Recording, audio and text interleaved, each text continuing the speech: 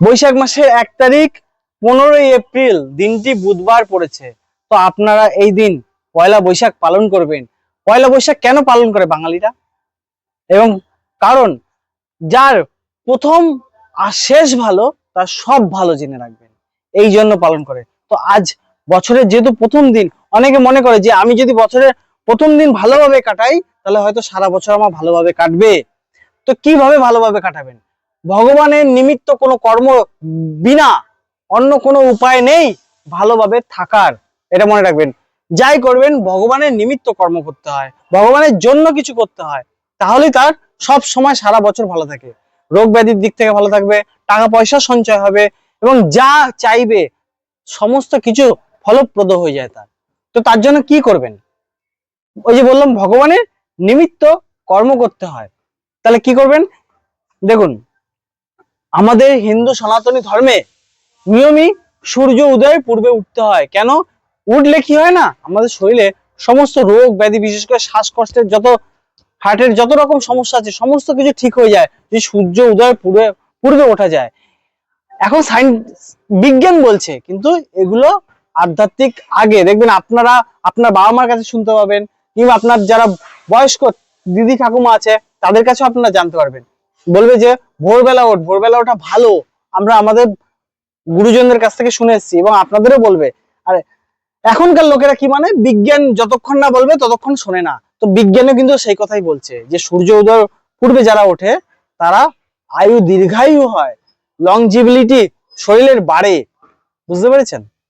তো ব্রতে আজকে যদি পয়লা বৈশাখ আছে, আজকে যদি আপনি সূর্যোদয়ের পূর্বে ওঠেন, উঠে যদি স্নান আদি করেন, তাহলে কি হবে? এটা তো ধর্মকর্ম হয়ে গেল।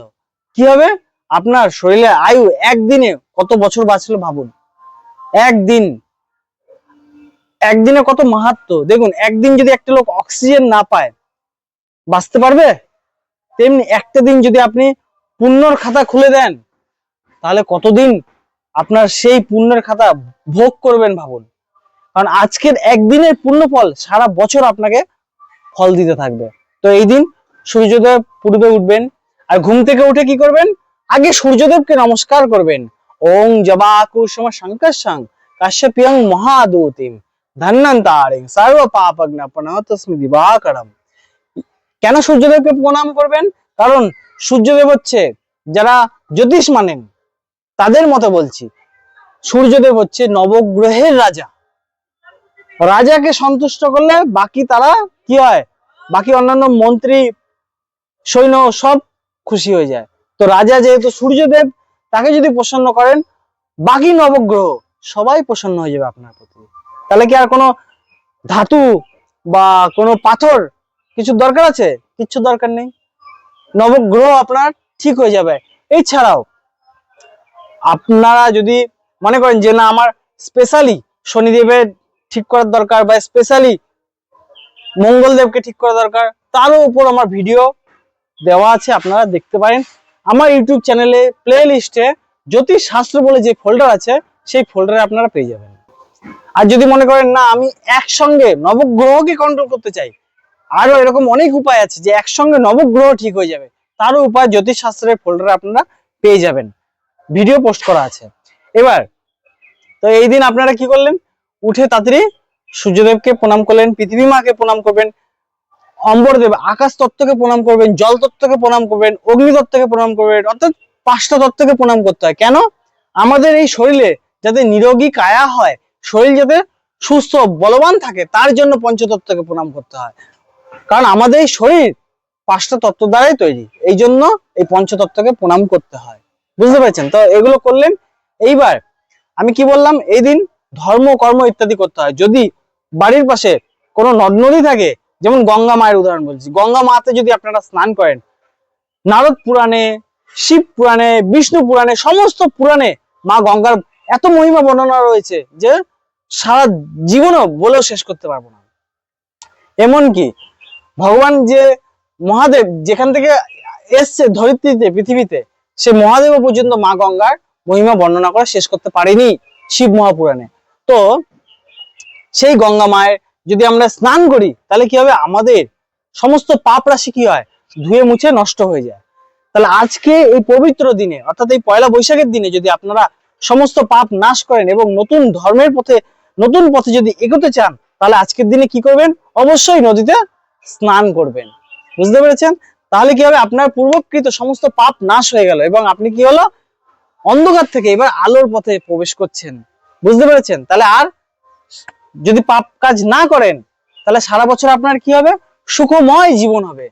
না রোগ স্পর্শ করতে পারবে, না কোনো টাকা পয়সা আপনার বেফালতু খরচা হবে, যা ইনকাম করবেন তাই সঞ্চয় হবে।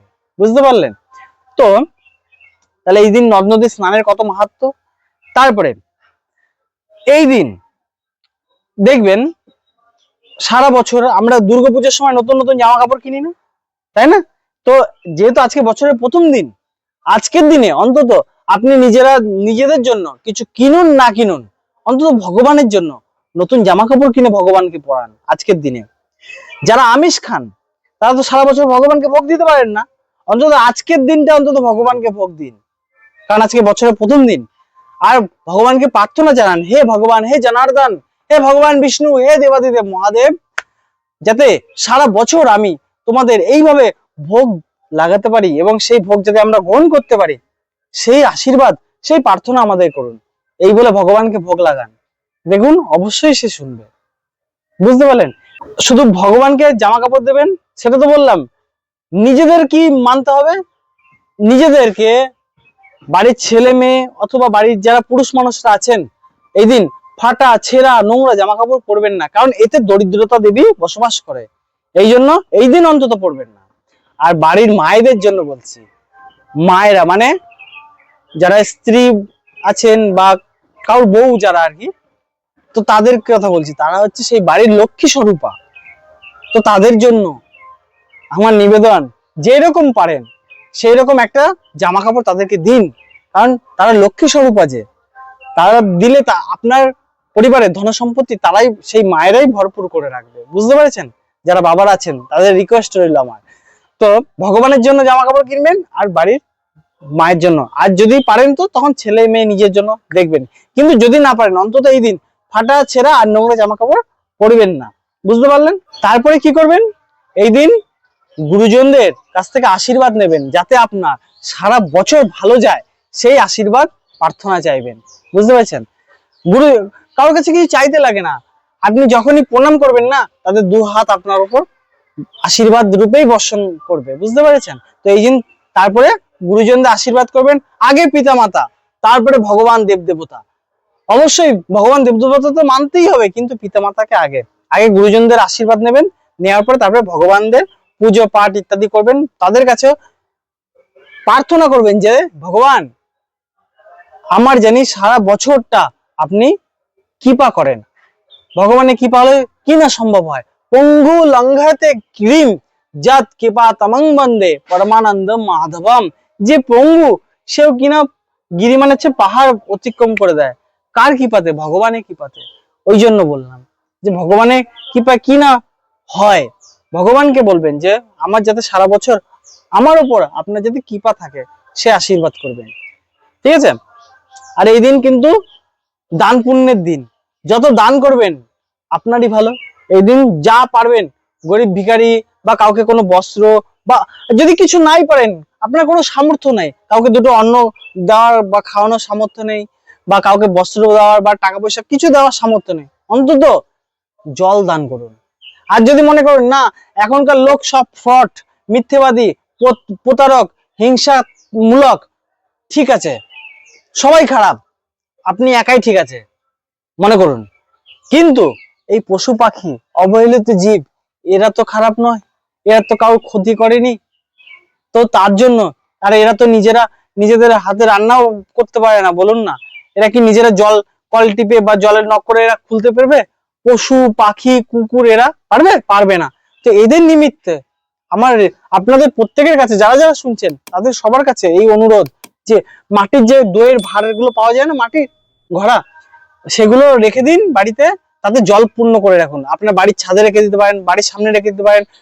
পশু পাখিরা আসবে এবং তারা তাদের তৃপ্তি মিটিয়ে তারা জল পান করতে পারবে। কারণ এই বৈশাখ মাস না অত্যন্ত শুষ্ক এবং খরা মাস, চারিদিকে প্রচুর গরম এবং তারা খুব জলের জন্য কষ্ট পায়, তাদেরও যদি আপনি এইভাবে একটু জল দিতে পারেন, সেটাও দানের মধ্যে পড়ে। আর ভগবান সারা বছরের মধ্যে 3টে মাসকে ডিসকাউন্ট দিয়েছে, 3টে মাসের মাহাত্ম্য বলেছে, বুঝতে পেরেছেন? সেটা হলো মাঘ মাসে স্নান, কার্তিক মাসে দীপদান, আর এই বৈশাখ মাসে জলদান। তো এইভাবে আপনারা অন্তত জলদান করুন। যদি পারেন তো গরিব দুঃখী এদের জল দিলে তো খুবই ভালো, যদি না পারেন কি বললাম, অন্তত পশু পাখি এদের জন্য একটু করুন। এইভাবে জলদান করুন আজকের দিনে, বুঝতে পারলেন? আর আজকের দিন থেকে তুলসী মাকে জলদানের মহিমা আছে, জলদানের মাহাত্ম্য রয়েছে। এই বৈশাখ মাসের এই আজকের দিন থেকে তুলসীকে জলধারা দেওয়া হয়, অর্থাৎ দুই দিকে দুটো খুঁটি পুঁতলেন এবং মাঝখানে যে মাটির ঘটি হয় সেই ঘটি দিয়ে জল দেবেন। সব সময় জানি ফোঁটা ফোঁটা ফোঁটা ফোঁটা তুলসী মায়ের ওপর জল পড়তে থাকে। কেন? আমি একটু আগে বললাম যে এই শুষ্ক মাস, খুব গরম, মায়ের ওপর যত ফোঁটা ফোঁটা জল পড়বে না, সিঞ্চন হবে মাটি, অর্থাৎ মাটি ভিজে ভিজে ভিজে থাকবে, আর মা শান্তি পাবে। ওই বাড়িতে মা যদি, তুলসী মা যদি তৃপ্তি থাকে, তাহলে ওই বাড়ির ফ্যামিলিতে যত লোক আছে সবাই তৃপ্তি পাবে, গরমে শান্তি পাবে, বুঝতে পেরেছেন? এই জন্য এই জলধারা এই বৈশাখ মাসে পয়লা বৈশাখ থেকেই দেওয়া হয়, বুঝতে পারলেন? তো এইভাবে আজকে করবেন। আজকের দিনে যেহেতু এত পুণ্য দিন, আপনারা সবাই চান যে আজকের দিনে এরকম করবো যাতে সারা বছর ভালো যায়, ওই জন্য অন্তত আজকের দিনে কোনো প্রাণী হত্যা করবেন না। যারা আমিষ খান তারা অন্তত আজকের দিনটা সংযম রাখুন, আজকের দিনে প্রাণী হত্যা করবেন না। বাড়িতে জানি আজকে পেঁয়াজ রসুন মাছ মাংস ডিম না ওঠে, কারণ আপনি বলুন না, কোনো প্রাণীকে যদি কষ্ট দিয়ে আপনি সুখ পেতে চান, তা সম্ভব কি? কারণ আপনার মধ্যে যে আত্মা রয়েছে সেই প্রাণীটার মধ্যে সেই আত্মা রয়েছে। আপনি যদি কোনো প্রাণীকে কষ্ট দেন, ভগবান যাকে আপনি ভালোবাসেন, আপনার যে ইষ্ট হবে, সে কি খুশি হয় বলুন? তার কাছে আপনি যেমন সন্তান, সেই পশু পাখিটাও একটা সন্তান তার কাছে। তার ওই জন্য কাউকে কষ্ট দেবেন না, কারোর সঙ্গে ঝগড়া গালমন্দ খারাপ কথা বলবেন না, এমনকি কোনো প্রাণী হত্যা আজকের দিনে করবেন না। আজকের আগের দিন অর্থাৎ বুধবারের আগের দিন অর্থাৎ মঙ্গলবার দিন, এই দিন সংক্রান্তি পড়ে। এই দিন যেহেতু আপনার পরিবারে আপনি ভগবানের নিমিত্তে এত কাজ করবেন, এই দিন এত শুভ দিন, তো এই দিন আপনার গৃহে স্বয়ং ভগবান আসছেন, তো তাহলে আপনারা কি করবেন? বাড়িঘর দৌড় পরিষ্কার করতে হয়, তাই না? তো এই জন্য আগের দিন অর্থাৎ পয়লা বৈশাখের আগের দিন সংক্রান্তি পড়ে, এই দিন ঘর দুয়ার সমস্ত কিছু পরিষ্কার পরিচ্ছন্ন করতে হয়, ঘরে জানি কোথাও একটা ঝুল না থাকে, বুঝতে পারছেন? এই জন্য এই সংক্রান্তির দিনে সমস্ত কিছু রেডি করে রাখতে হয়, যাতে পরের দিন আমার ভগবান আমার বাড়িতে আসে, আর আমরা এইভাবে ব্রত উপবাস করতে পারি। কারণ এই পয়লা বৈশাখের দিন রয়েছে প্রদোষ ব্রত, যদি ব্রত উপবাসও করেন তার মহিমা অপার অসীম মহিমা হয়ে যায় ব্রত রাখলে, কারণ ব্রত ভগবান অত্যন্ত বেশি খুশি হয় ব্রত রাখলে। তো এই প্রদোষ ব্রত কিভাবে করবেন? প্রদোষ ব্রত হয় মহাদেবের নিমিত্ত, এবং এই প্রদোষ ব্রত করার নিয়ম কি, কিভাবে করবেন, সমস্ত কিছু আমার ইউটিউব চ্যানেলে এই প্রদোষ ব্রত ভিডিওটি দেখলে আপনারা সব জানতে পারবেন, বুঝতে পারলেন? সারাদিন এইভাবে পালন করলেন, এবং সন্ধ্যাবেলা দোকানে দোকানে কি হয়, নববর্ষ পালন করে থাকে, তাই না? তো এই দিন আমরা দোকানে যাই, তো সব দোকানদারদের ব্যবসাদারদের বলছি, আপনারা তো গণেশ আর লক্ষ্মীর পুজো করেন, তো এই দিন গণেশজির যদি 12টা নাম নেন, তৎক্ষণাৎ গণেশজি প্রসন্ন হয়ে যায়। যে সমস্ত বাচ্চাদের বুদ্ধি কম, তারা যদি প্রতিদিন গণেশজির এই 12খানা নাম ঘুম থেকে উঠে করে, তার বুদ্ধি প্রখর হয়। যারা চাকরি বাকরি পাচ্ছেন না, চাকরি বাকরির জন্য চেষ্টা করছেন, তারাও যদি ঘুম থেকে উঠে 12খানা নাম গণেশজির করে, গণেশের কৃপাতে দ্রুত চাকরি বাকরি পাওয়া যায়, এবং মা লক্ষ্মীর কৃপাতে ধন সম্পদ ইত্যাদি পাওয়া যায়। যদি গণেশ প্রসন্ন হয়, মা লক্ষ্মীও সেখানে প্রসন্ন হয়। এই জন্য দেখবেন গণেশের সঙ্গে মা লক্ষ্মীর পুজো হয়। তো সেই 12খানা নাম হচ্ছে ওং একদন্তায় নমঃ, ওং বক্রতুণ্ডায় নমঃ, ওং গাং গণেশায় নমঃ, ওং কপিলায় নমঃ, ওং গজকর্ণকায় নমঃ, ওং লম্বোদরায় নমঃ, ওং বিকটায় নমঃ, ওং বিঘ্ননাশায় নমঃ, ওং বিনাকায় নমঃ, ওং ধূম্রকেতবে নমঃ, ওং ভালচন্দ্রায় নমঃ, ওং গজাননায় নমঃ, ওং সমুখায় নমঃ। এই 12খানা নাম, এই 12খানা নাম খাতা কলমে লিখে নেবেন, ঘুম থেকে উঠে প্রতিদিন করবেন। আর আজকে বিশেষ দিনে সন্ধ্যাবেলা এই 12খানা নাম অবশ্যই গণেশজির সামনে করবেন। আজকের দিনে এই পয়লা বৈশাখের দিনে গণেশজির অথবা মা লক্ষ্মী দেবীর পদ্মের বীচের মালাতে অথবা রুদ্রাক্ষের মালাতে জপ করবেন 108 বার, অর্থাৎ এক মালা। কি? মা লক্ষ্মীর যে মন্ত্র নিচে লেখা আছে দেখুন, ওং শ্রীম হ্রিম শ্রীম কমলে কমলালয়ে নমঃ। এই মন্ত্র যদি আজকে জপ করেন, মা লক্ষ্মীর কৃপা আপনার উপর সারা বছর ভরপুর থাকবে। তো এই ছিল পয়লা বৈশাখে কিভাবে পালন করবেন, করলে কি হয় এবং কবে পড়েছে। তো যদি ভিডিওটি ভালো লাগে তো ভিডিওটির সঙ্গে জুড়ে থাকুন এবং চ্যানেলটিকে একটি লাইক আর সাবস্ক্রাইব করে রাখুন ভবিষ্যতে এই ধরনের ভিডিও পাওয়ার জন্য। হরে কৃষ্ণ, জয় রাধে, হর হর মহাদেব।